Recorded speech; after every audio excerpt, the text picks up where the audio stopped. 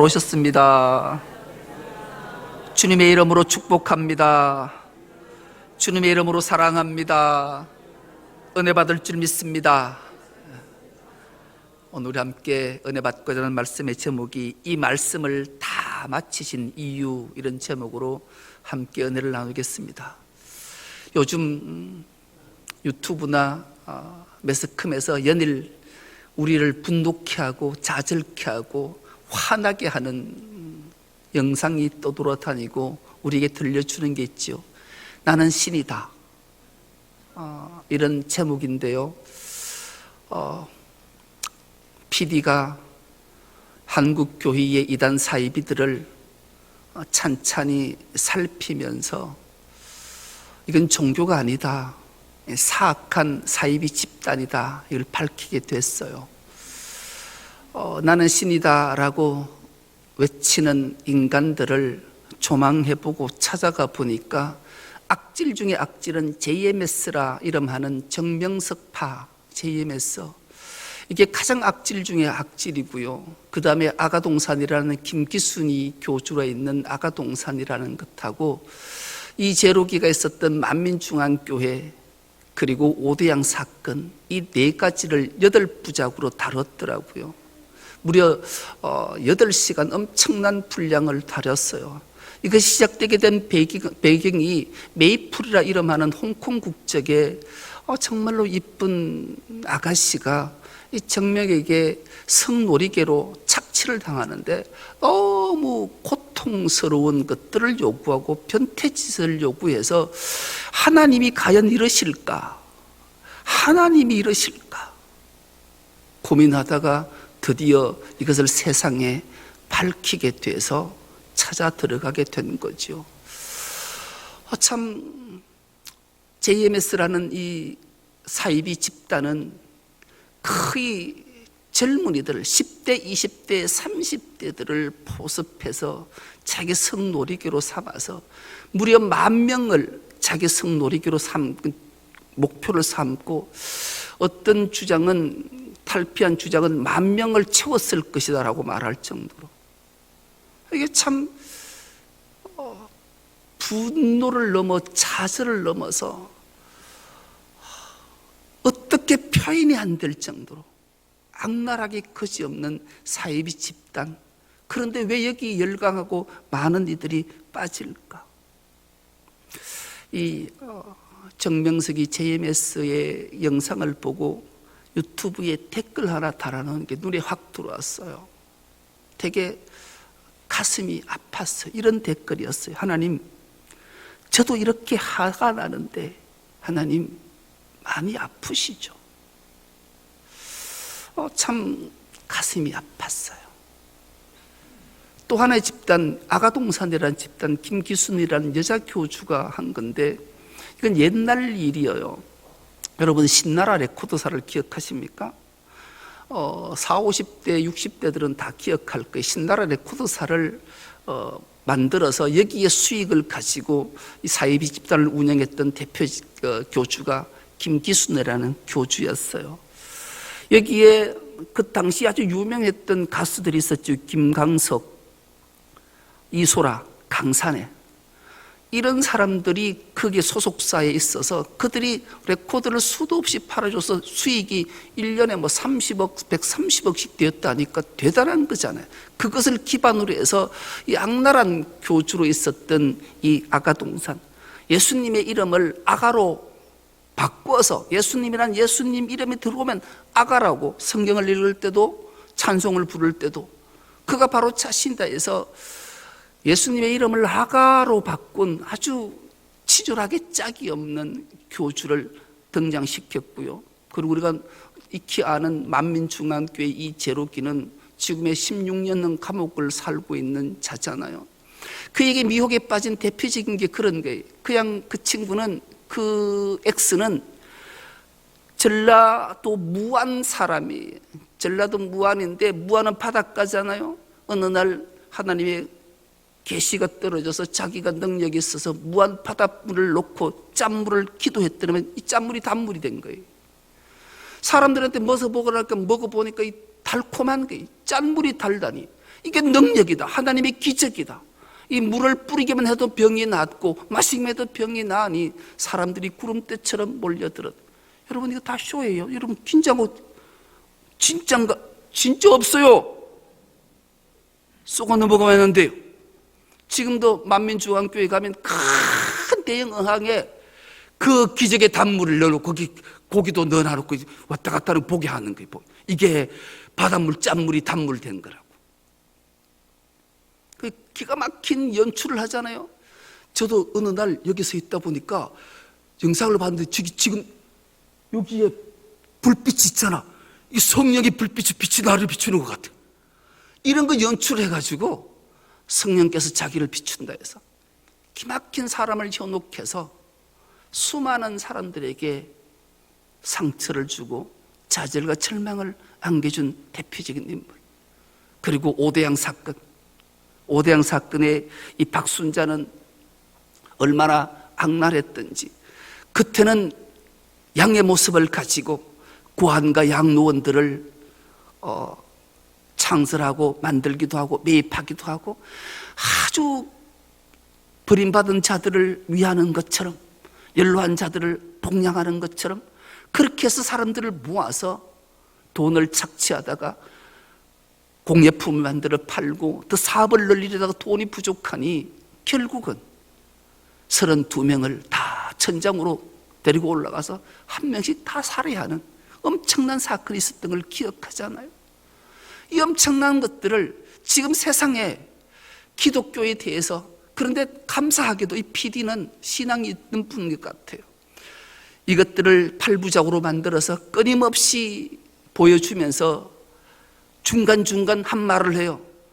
이것들은 종교가 아닙니다. 기독교가 아닙니다. 악랄한 사이비 집단입니다를 말해요. 그리고 이 악한 것들을 끊임없이 보여줄 때마다 정말로 하나님의 놀라우신 사랑인 십자가를 교차해서 촥촥촥 띄워줘요. 그럴 때마다 가슴이 십자가의 능력이 무엇인지를, 선이, 악이 결코 십자가를 이기지 못함이 아니고 이긴다라는 것을 분명히 밝혀주며 사이비 집단에 빠지지 않게 하기 위해 경각심을 일깨워주고 있는 다큐였어요. 여러분, 여기서 우리는 사이비 이단들의 공통점을 발견해야 돼요. 여러분, 오늘 말씀을 통해 결코 사이비 이단에 빠지지 않는 은혜가 있길 축복합니다. 사이비 이단의 공통점은 기적이 일어난다. 기적이 일어난다. 어느 교회에 너 가봐라. 기적 본 적 있냐? 우리에게는 기적이 있다. 그리고 우리에게는 큰 권능을 베푸는 자가 있다. 하나님의 직접 계시를 듣는다. 이 시대의 암울한 시대의 선지자다. 이거 다 이단 사이비 집단들이.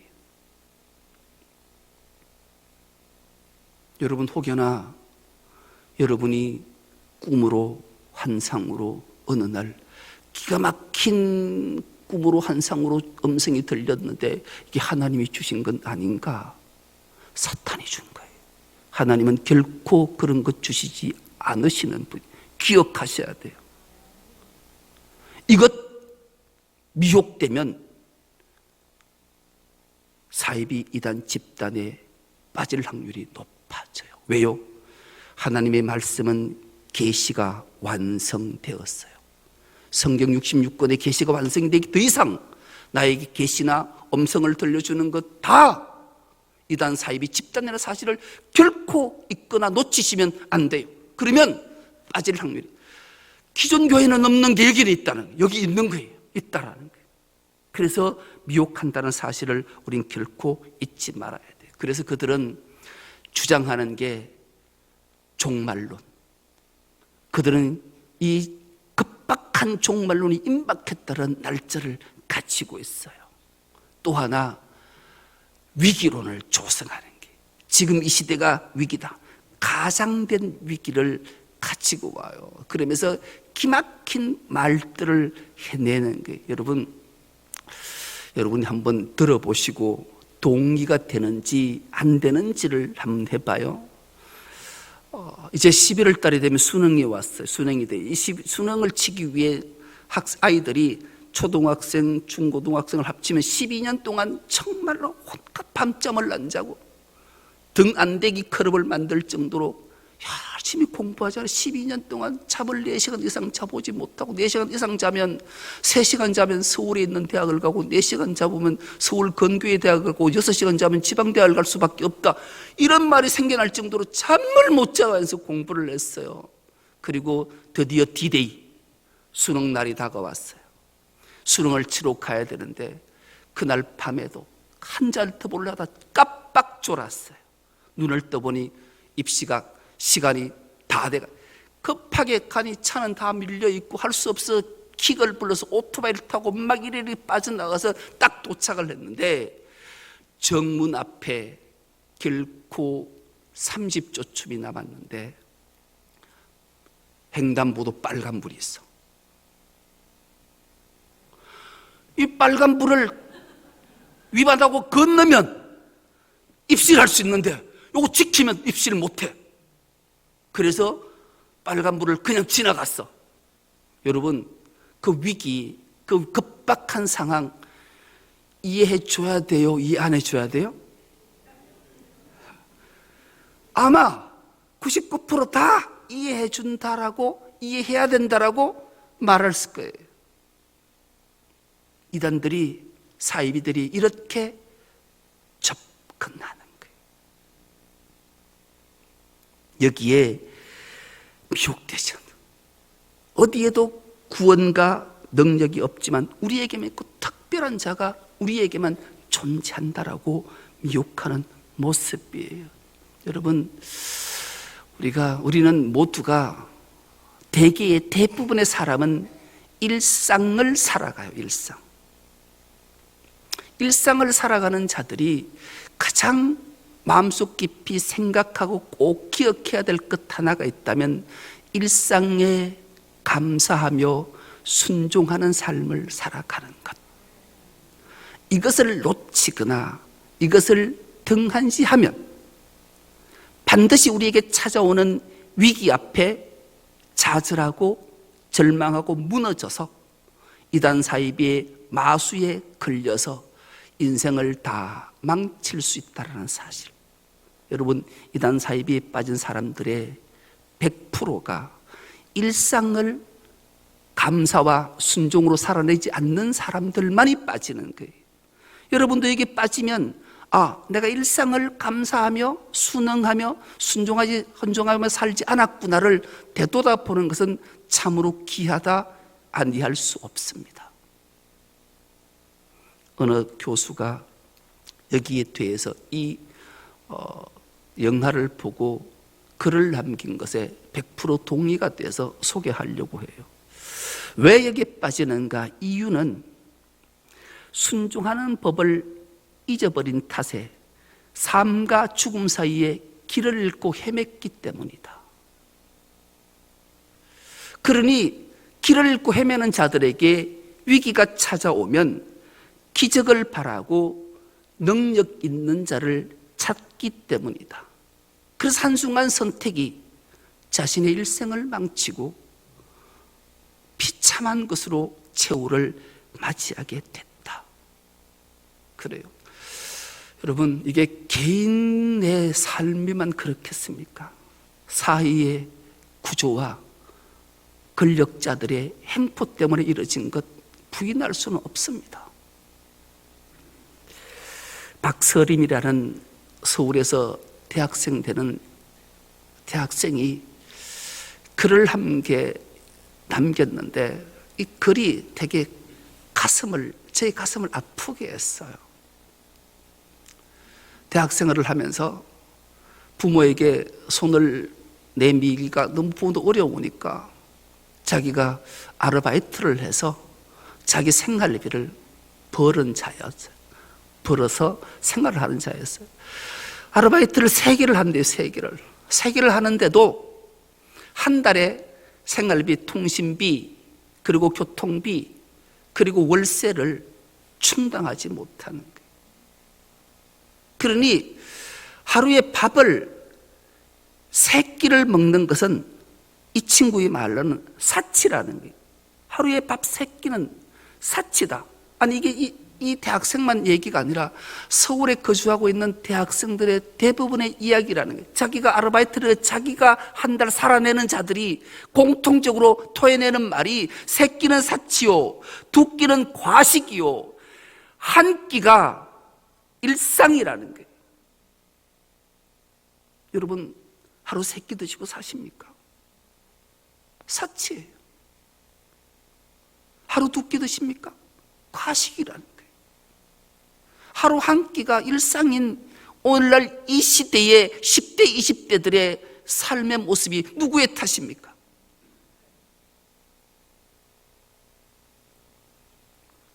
우리가 주어진 삶에 순종하는 법을 배우지 않으면 삶과 죽음 사이에 길을 잃고 헤맬 때, 기막힌 마수, 미혹의 유혹의 손길이 있을 때 의지하고 싶고 찾아가고 싶고 그곳에 찾아갔다가 일생을 망치는 일들이 일어나는 거예요.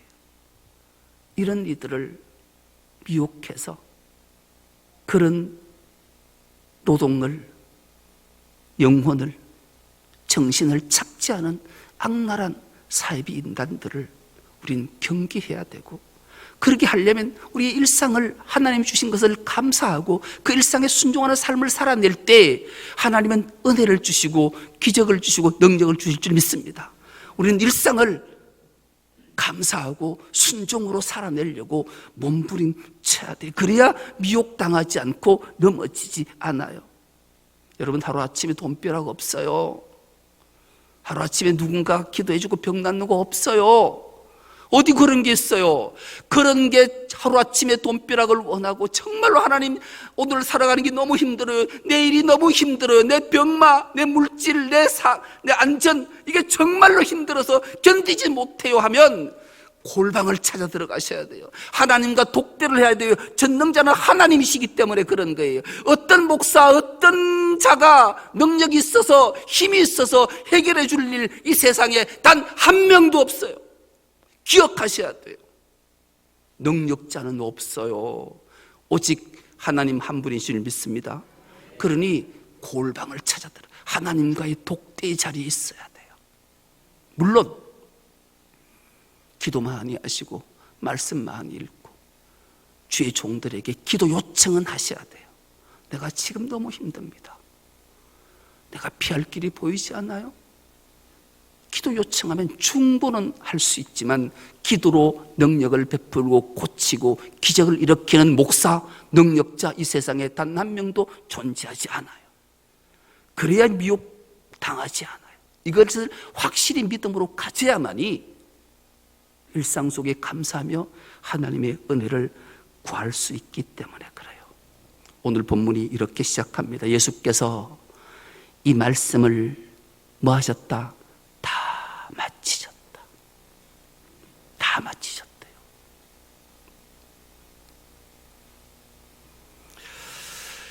마태복음이 우리에게 기막힌 은혜와 기막힌 사랑과 기막힌 능력과 기막힌 결단을 주는 그 마태는 참, 예수께서 참 마태를 부를 때 똑똑한 마태를 불렀잖아요. 그 당시 세리마태, 세관원에 앉아있던 마태는 3개 국어를 능수능란하게 하는 자였다라는 거죠.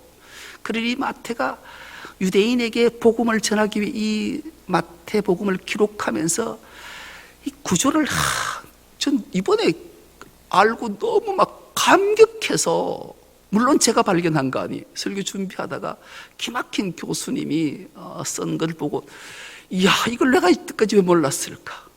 예수님은 설교를 하신 다음에 반드시 설교를 그치지 않고 일을 하셔서 사역을 하셨어요. 그리고 사역을 마치시면 또 설교를 하시고, 설교를 하신 다음에 또 사역을 하시고, 사역을 하신 다음에 또 설교를 하시고, 또 사역을 계속 이렇게 하시고, 예수님이 첫 공생의 사역이 마태복음 5장, 6장, 7장이잖아요. 이것을 우리는 산상보온이라고, 이 산상보온은 예수님의 설교세요. 설교. 복에 관한 설교를 시작하시는 거예요. 복이 있도다 심령이 가난한 자야, 천국이 너희 것이다. 이렇게 예수님의 설교는 정말로 많은 무리들과 제자들에게 감동을 주는 설교셨어요. 이 설교를 마태복음 7장 28절은 이렇게 기록하고 있습니다. 우리가 한 목소리를 한번 같이 읽어보겠는데요.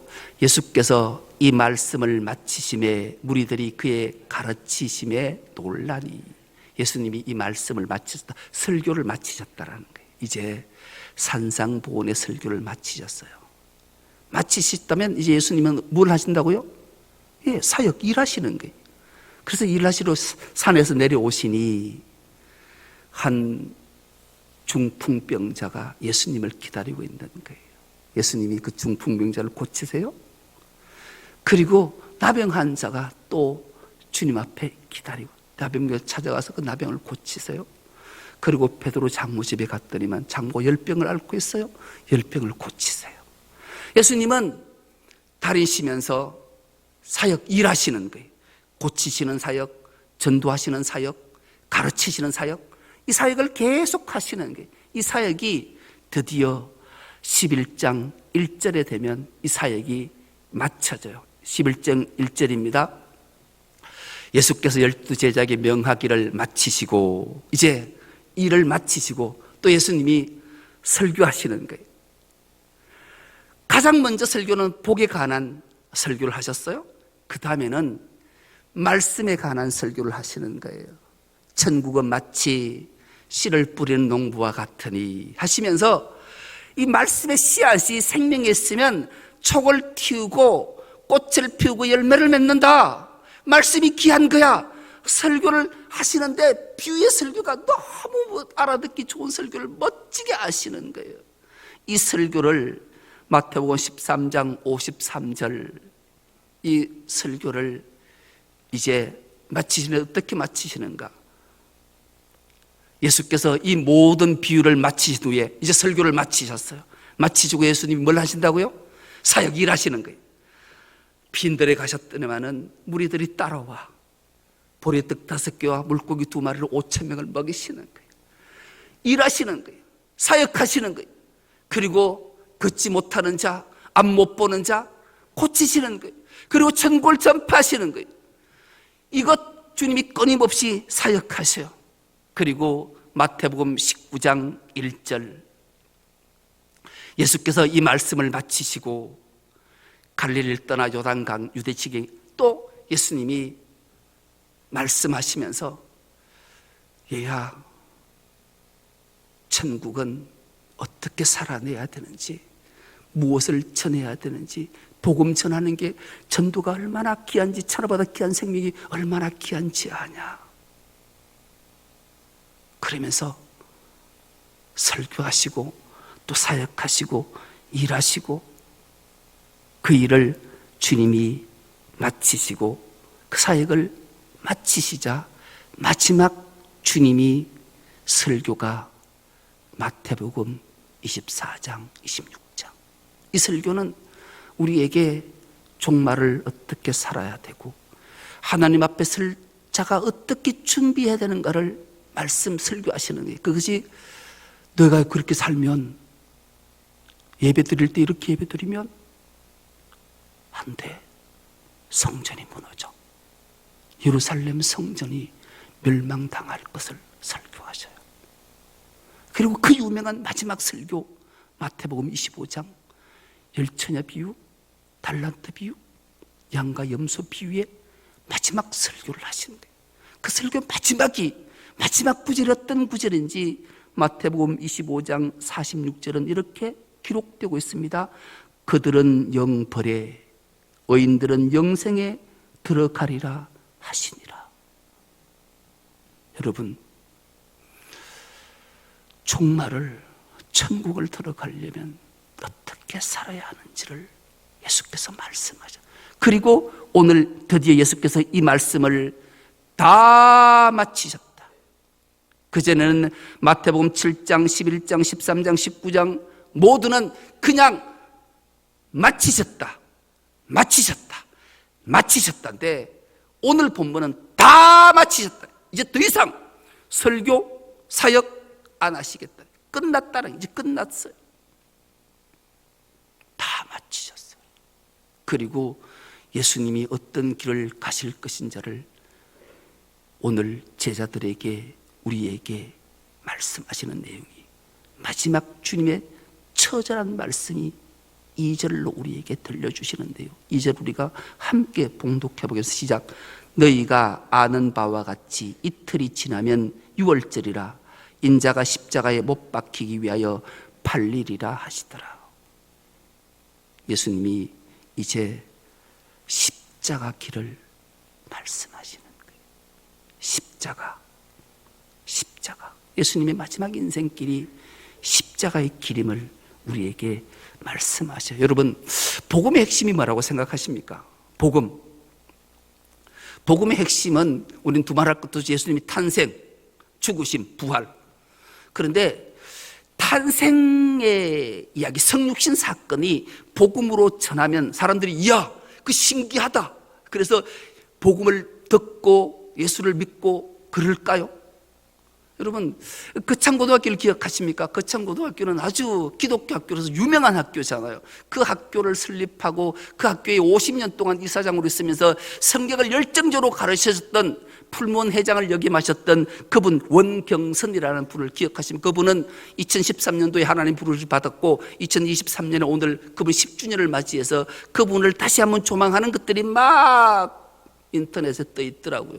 그걸 보면서 그분의 일생이 얼마나 대단하셨는지, 그분의 한 영상을 보면서 너무 참 대단하고 기뻤어요. 이분이 신학기가 시작되면 아이들을 고등학생들이잖아요. 고등학생 전체를 다 모아놓고 하나님 말씀을 가르치면, 얘들아 성경이 재밌을 것 같아. 성경 얘기 한번 해줄 테니까 들어볼래? 얘들이 야, 구약은 있잖아. 구약은 할머니가 해놓는 이야기가 구약이야. 할머니가 해놓는 이야기가. 신약은 뭔지 아니? 처녀가 해놓는 이야기야. 너 궁금하지 않니? 야, 신기하잖아. 구약은 할머니가 애를 낳아. 신약은 처녀가 애를 놓는다니까. 어떻게 놀까? 신기하지 않니?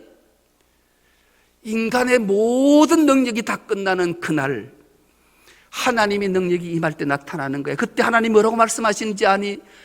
얘들아, 나는 엘샤다이다. 엘샤다이가 뭔 뜻인지 아니? 엘샤다이는 전능한 하나님 뜻이라는 거야. 엘은 하나님이야. 샤다이는 전능이야. 하나님은 전능하신 분이시니까 할머니도 애를 놓게 하고 처녀도 애를 놓게 하는 거야. 이렇게 애들을 성경을 가르치고 3년 가르치면 애들이 성경 지식이 높아지는, 탄생, 성육신, 하나님이 말씀이 인간이 되다. 이게 복음으로 잘 전해질까요? 여러분, 전하면 여러분의 복음을 듣고 예수를 믿을까요? 부활. 여러분, 부활 사건은 우린 지금 부활은 어마어마한 사건이잖아요. 근데 부활을 이야기하면 이 복음으로 믿고 전해질까요? 여러분, 실제 사건 알아? 프랑스 소방대장이었던 피잔이라는 사람이 있어요. 이 소방대장이니까 피잔이가 대단한, 어느 날 식사를 하려고 밥숟가락을 딱 들었는데 에이 하고 세일을 올렸어. 불이 났다라는 거죠. 긴급 출동을 한 거예요. 빨리 출동을 해서 25층 높이의 호수를 자기가 끌고 가서 불을 진압하고 껐어요. 그리고 고가 사다리에서 내려오는데 15층쯤에 내려왔을 때 갑자기 정신이 잃어서 사다리 떨어져 버렸어요. 죽었을까요? 살았을까요? 죽었어요. 15층에서 떨어져 어떻게 살겠어요? 의사가 사망 선고를 했어요. 심정지입니다. 죽었습니다. 가족들이 다 와서 확인했어요. 그리고 입간을 했어요. 시간이 30시간이 흘렀어요. 이제 장례를 준비하는데 간에서 이상한 소리가 들려요. 자꾸 이상한 소리가 들려요. 그 유족이 가서 길을 대보니까 거기 누구 없어요. 나 살아있어요. 열어주세요. 열었더니 살아났어요. 얼마나 놀랐겠어요. 이 피자니가 자기 간을 열고 자기를 살려내는 모습, 부모를 보고 어머니 아버지 너무 감사합니다 라고 인사를 해요. 엄마 아버지한테 인사하는 건 당연한 것처럼 여기시는 건데 이 피자니 입에서 나오는 것은 감사의 이유이 이 두 부모는 친부모가 아니고 양부모예요. 피자니가 어릴 때 태어날 때 친부모는 이 아이가 태어나던 해에 사고로 죽었어요. 그래서 이 핏덩이를 이분이 입양해서 자기 아들로 키운 거예요. 이것을 이 피자니가 어떻게 알았을까요? 죽어서 30시간 죽어서 천국 가서 자기의 생부 생모를 만난 거예요.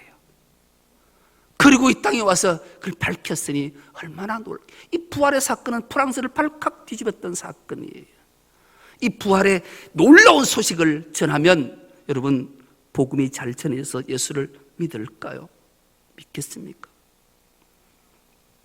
물론 탄생과 성육신과 부활의 이 깊은 소식은 전해야 돼요. 그러나 진짜 복음은 십자가인 줄 믿습니다. 십자가가 복음인 거예요. 왜 십자가가 복음인지 아세요? 유대는 구전이라는 게 있어요. 우리 성경은 구약의 성경들은 구전으로 전해온 것을 모세 때에 기록한 거예요.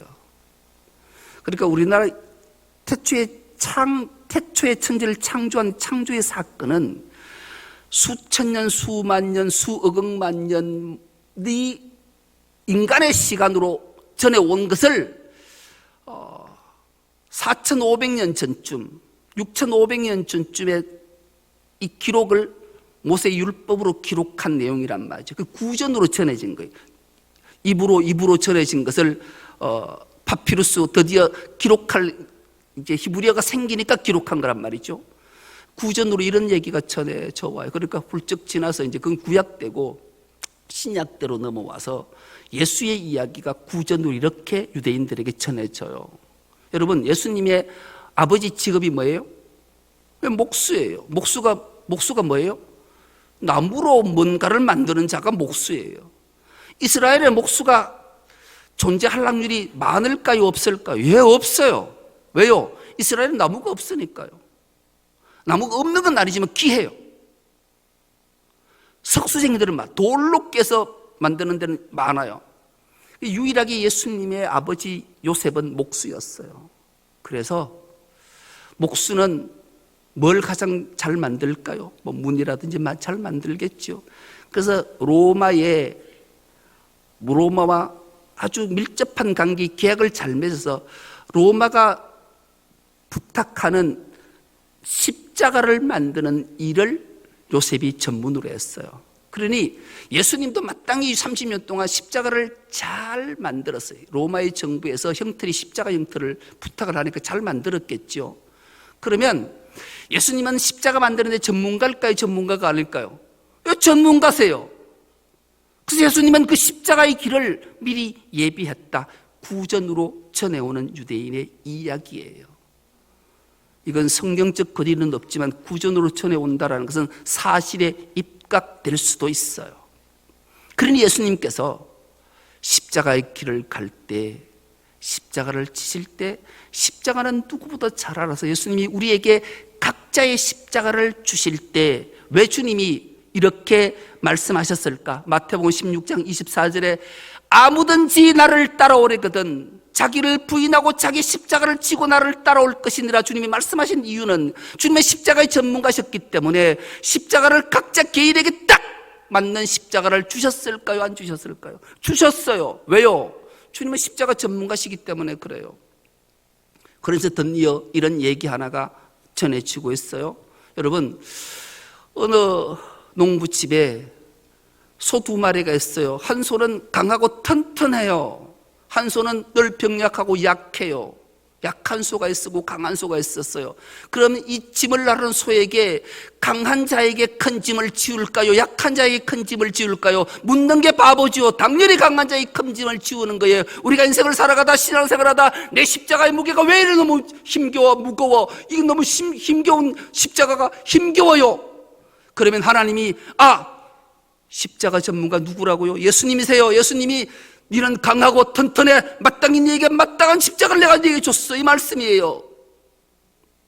그 십자가 무게가 무겁다라고 이 십자가가 너무 무거워서 이걸 탈피하려고 능력자, 전능자, 이상한 자를 찾는 그 순간 여러분 인생은 망쳐지는 거예요.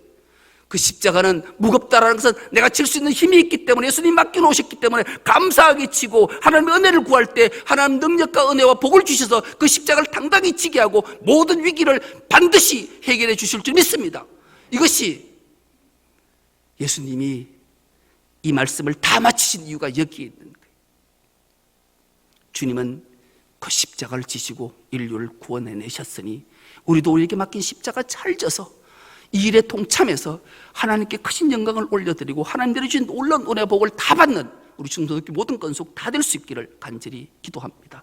하나님 아버지 감사합니다.